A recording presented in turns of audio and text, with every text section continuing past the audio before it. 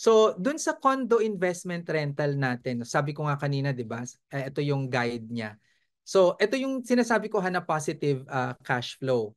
So, yung rental income for example ay 15,000 pesos per month.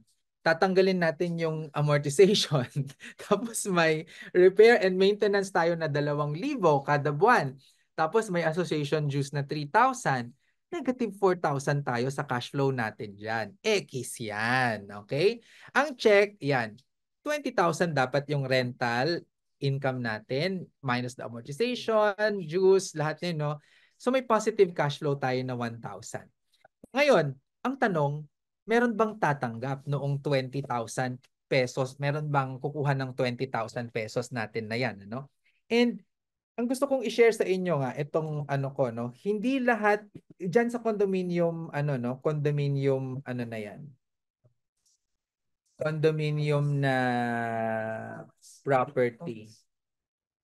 Okay? Ito ha, oh, ito. So sabi ko dun sa isang friend ko, i-cover ko na lang yung name ha, ng name ko kasi ano siya. Ayan. So sabi ko sa kanya, nakikita niyo ba? Pahingi naman ng details, ganyan, no? Ng property mo. So tinanong ko yan sa kanya. Kasi sabi ko, naghahanap talaga ako kung saan ko, kung ano, no? Kung ano yan? Ng example para sa condo. At wala pa talaga akong nakitang maayos na condo na ano no na rental. Okay. So ito yung chika niya sa akin. So tinanong ko magkano yung monthly rent. Ang sabi niya yung monthly rent ay ito nasa 20,000 pesos, no? Nasa 20,000 pesos. Okay? Pero kung titignan niyo ay nasa na siya. Pero kung titignan ninyo, sandali lang. Ayan. Ito yung tignan niya. Oh. Ito yung message niya sa akin.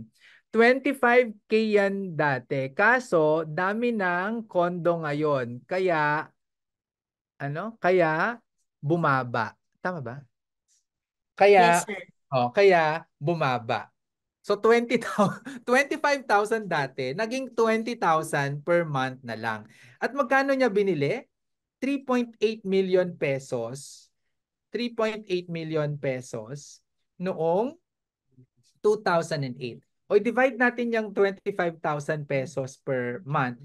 This is 152 months. I-divide natin ng 12, it's 12.6 years. So, hindi siya maganda.